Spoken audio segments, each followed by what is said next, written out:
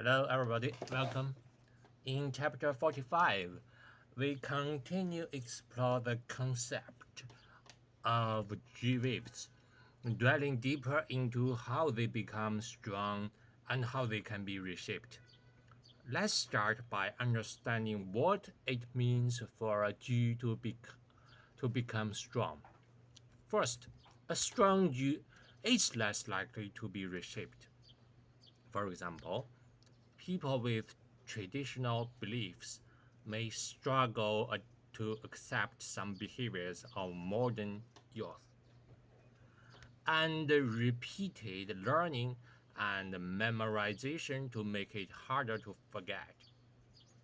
Second, a strong you is more easily activated.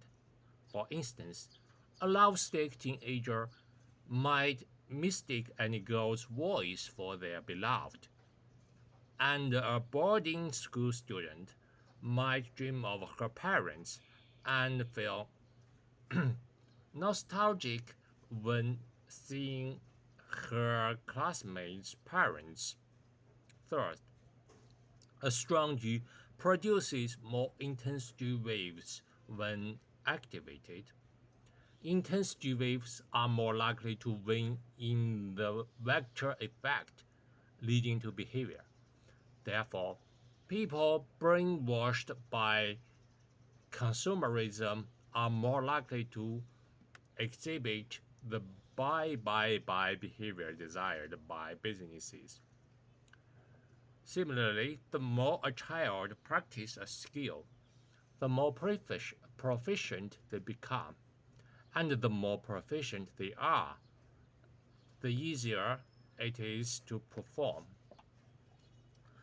Fourth, a strong Jew has a high match with the environment, often reflected in the high frequency of activation and low dispersion of G waves.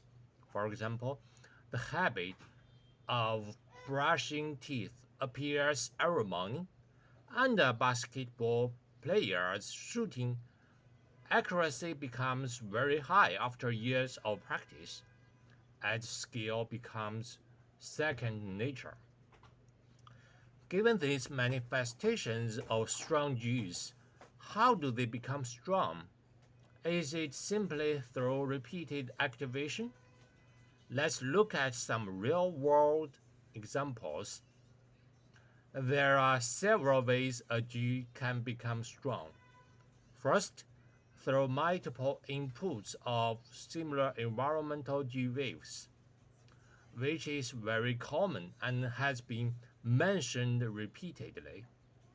Second, through a one-time event that generates extremely strong environmental G waves, forming a strong G in the subject's brain. For example, the idiom waiting by a stump for a hare illustrates how a farmer once waits by a stump, hoping to catch another hare after accidentally finding a dead one, and a mother going mad after her child's death. Third, through the evolution of event Jews formed in childhood during later life experiences. This is more complex, combining the first two situations, but the effect is delayed, even if the event G is identical. The outcome can be entirely different due to differences in the subject's cognitive G's. For instance, some people may commit suicide due to child sexual abuse, while others can let go of the past, live, live positively, and help others with similar experiences. Once a strong G is formed, it is less likely to be reshaped and more easily activated, producing conscious G waves and behavior G waves. Therefore, We can broadly say that a person's personality is a collection of several strong genes and their activities in the brain. This raises a question: can personality can be reshaped, or to put more extremely, can a murderous demon truly become a Buddha overnight? Theory, Theoretically, this is absolutely positive, 100% possible. Although strong Jews are less likely to be reshaped, they still adhere to the plasticity of Jews and can certainly be reshaped. A pair of chopsticks is not easily broken, but it can still be broken. Therefore, if you aspire to be a psychological rescuer, you must persist in the belief of the plasticity of Jews while protecting yourself, and treat patients with firm faith and perseverance. There are many examples of strong Jews being reshaped. For instance, my father in law smoked for 30 years, couldn't live without cigarettes, and had a strong addi- addi- addiction. He would argue with anyone who asked him to quit. However, after a stone surgery, the doctor told him that if he didn't quit smoking, the next medical expenses would be for his coffin. Surprisingly, he really quit and hasn't smoked a single cigarette since. Another example is the systematic desensitization and flooding therapy for phobias, which are treatments that reshape originally strong genes. In the example of waiting by a stump for a hare, the farmer waits, waits by the stump each time without catching a hare, which is a slow reshaping process.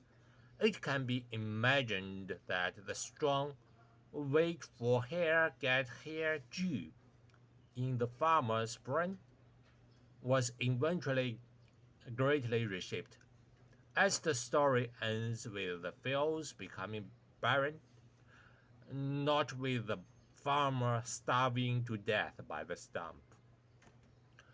We can analyze the waiting for hare get hare gene in the farmer's brain. It becomes strong because when he saw the hare dead by the stump, a series of G connections activated the hare G.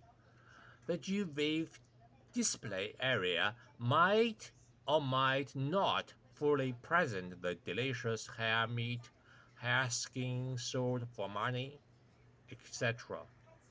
The relevant sub-G of the player seeking G is activated and releases player G waves, prompting him to pick up the hare. The benefits obtained after getting the hare reactivate the present player sub G of the player seeking G and retroactively activate and strengthen the wait for hare G. Thus, this one-time event led to the strength of the wait for hare get hare G. Strong Gs are more easily activated, as seen in the farmer's repeated stump waiting behavior. However, during his first stump waiting, a no result G was coupled to his wait for hare G, and this no result G was coupled to a sub G of the avoidance G that produces disappointment. Each subsequent stump weighting behavior occurred when the wait for hair get hair G wave one in the vector effect, but each result ultimately strengthened the wait for hair no result G. The strengthening of this G will eventually make a G wave V in the vector effect, thereby reducing and even stopping the farmer's stump waiting behavior. How do you feel, guys? It's complex, right? That's all the content today. See you next time. Bye bye.